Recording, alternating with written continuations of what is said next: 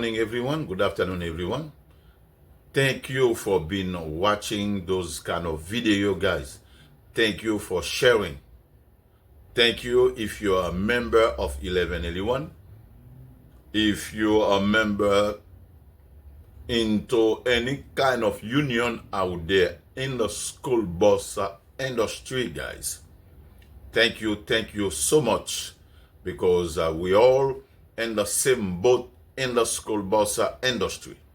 So that's why myself and so many others school bus workers, they are glad to inform you. They are glad to be a part of our education. When I said our education, myself, I am educating myself in the school bus industry.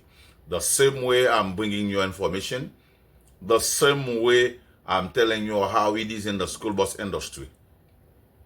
You might hear it from me, and you might hear it from some other people. Who are some other people? Those people, they were the same bus driver or escort like us, but now they might become shop steward, they might become a delegate. But let's start a little bit about shop steward. Most of the time now, what is happening to a shop steward? What kind of job a shop steward is doing out there?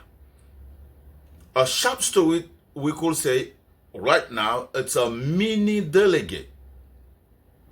The board union make them feel that like that, especially if they have someone they close with them in the board union that make them feel like they have power. And soon they feel like they have power. They are intimidating people. They are very arrogant. They don't give you information you are supposed to know in the school bus industry. Okay. I don't want to just sit down talking about a shop steward, but we have to talk about a shop steward a little bit, and we keep on moving. We have to talk about those delegates out there, and we start moving. Most of the time, those shop stewards doing great job. What kind of job they doing out there? They doing a job concerning your work related. What is your work related with, especially with a company? If you work overtime, they don't pay you overtime. The shop steward go in and ask the company and fight the company to pay you overtime. If it's something that's not related, like to the job, they doing it in a kind of way. It's not in the bylaw, it's not on our contract.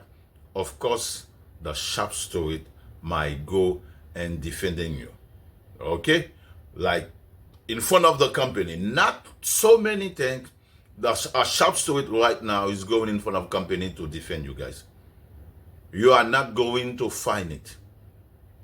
100%, they are not going with you to fight the board union. They are not. That's mean they kind of working with the board union, and they are kind of working for those companies where we work at.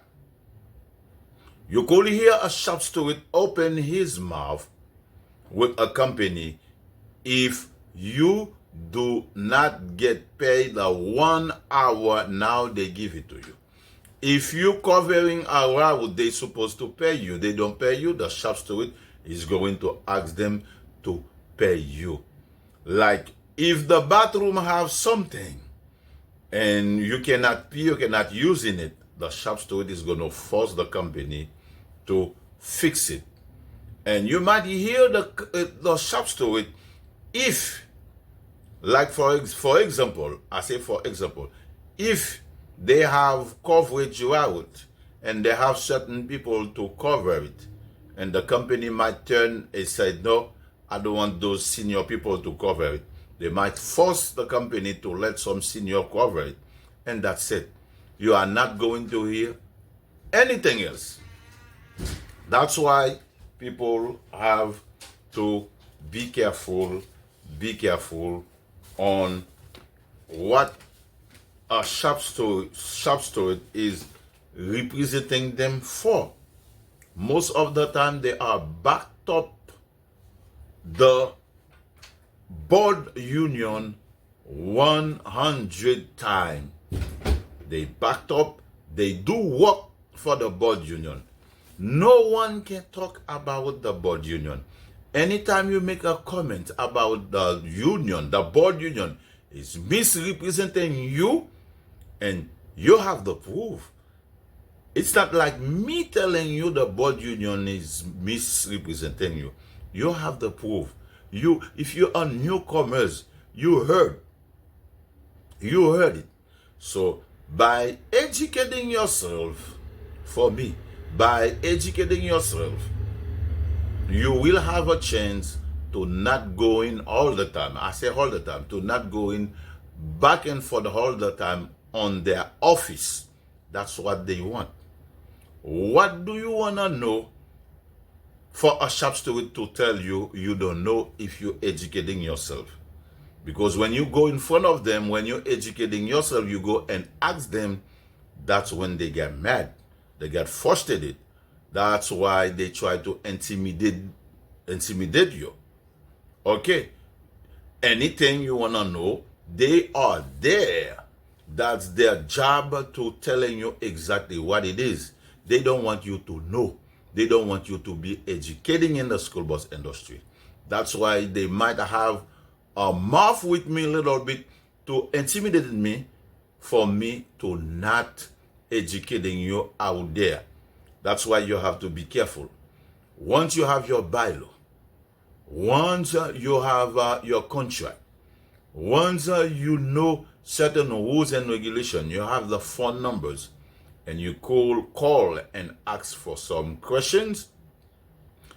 Maybe you go into a shop steward because you didn't understand clearly what they were telling you. And when the shop steward telling you something, or the delegate telling you something, you could find a senior people, you could call National Labor Board, you could call any other else instance to clarify for you guys. So, once again, a shop steward job is there at 95% to represent you, to helping you to do grievance for certain things that's not supposed to be happen. For example, we're all working for our money. A shop steward should not allow the company take away our money. A shop steward is not supposed to allow a company to not paying you overtime. If you do overtime, a shop steward is not supposed to allow a company to come with coverage, a coverage at a less money. That's his job, to accompany you to put a grievance. He's going to bring that grievance to the board. And also, the shop steward is supposed to be reinforcing that grievance, to make sure that grievance, the board union take it to National Labor Board if they have to take it. It is not a shop steward job to telling you you cannot make no grievance if you claiming your rights. He has to be with you. A shop steward now is very, very, very, very important in the school bus industry right now. But this is not what we're getting. Like, I received several phone calls, guys, while we all in vacation. Different complaints. We have more than 127 people who are suspended in the school bus industry. That's why we have to be careful. That's why we have to work together. 100 people that getting suspended. Why they are suspended in the school bus industry? It might be the company that suspended. It might be the board of it that's suspending them. So I am supposed to have a live show. I will stop having this show talking about suspension in the school bus industry. I will wait until school open to have that show on suspension. We have more than 127 people who get suspended. Also, we will be able to come and explain you what PET mean in the school bus industry, what OPI mean, OCI mean in the school bus industry. You will be able in the school bus industry to make the differences between the company suspending you and Board of Ed suspending you. And you will find out why the board union is not involved on your suspension. Why sometimes you have to go down there at Board of Ed in downtown Brooklyn to talk about your suspension or to release your suspension. Why is not your union get involved? So we have to find out why. Because most of the time, when you have some issue, when you have a case with Board of Ed and the company telling you guys, their limit is the company, their limit is not Board of Ed. You know what that means for me? Because we have a weak board union. Our union is weak. So for you to educating yourself, that's going to make the union strong. Because when you know the rules and regulation, guys, and that's going to make the union very strong, the board union very strong. They are not understand that. They against the education. They are the one that's supposed to come and educating you, especially the sharp steward.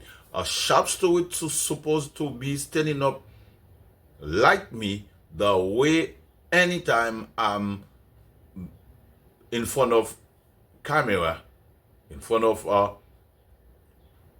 a microphone, to telling you how it is to educating you.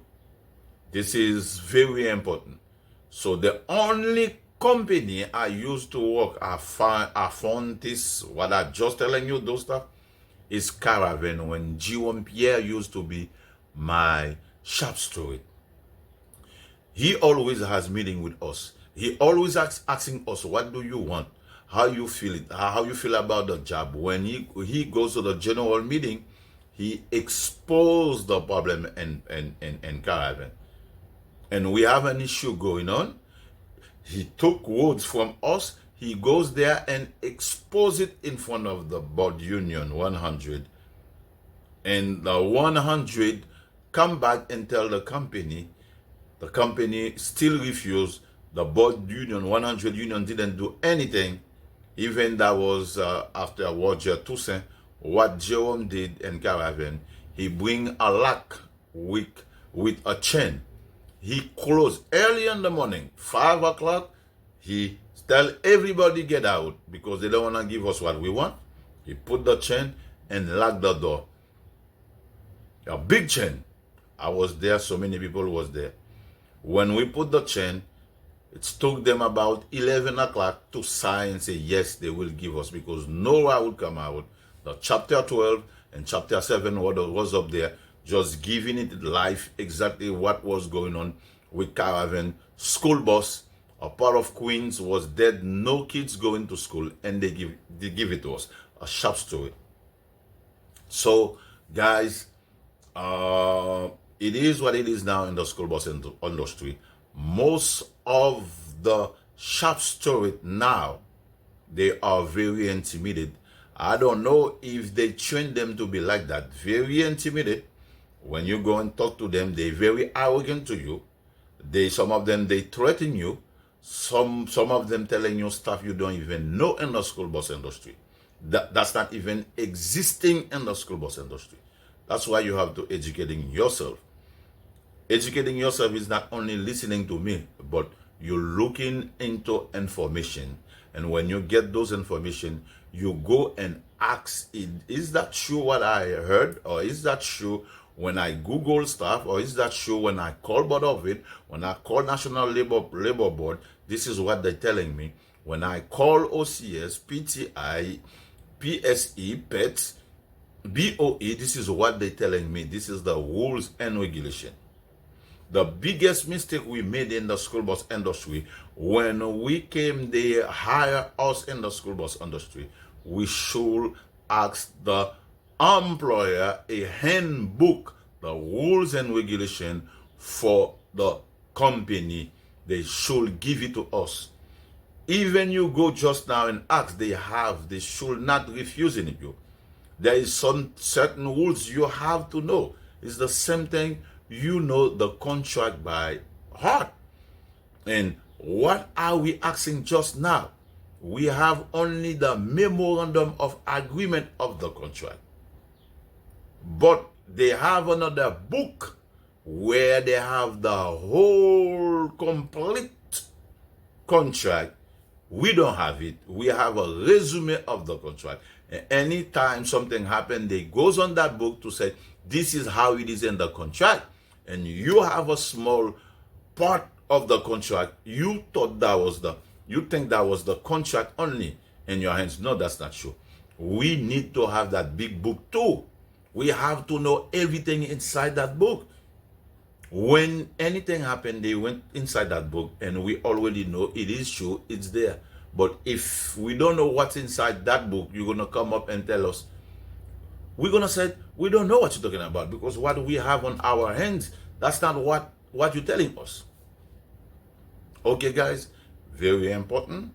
I'm going to wait until school open for me to throw a full video about suspension.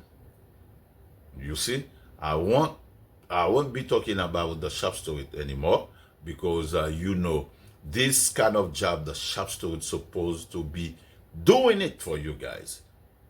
Yes, it's a school. The shop steward should be a teacher to come and educating you. I am not a shop steward. I don't get paid anything from the board union either. Only God paying me. So guys, when I throw information out there, get ready with a pen, with a paper for you to take information. I'm waiting for you. When you come back from vacation, I could give you more information. Thank you.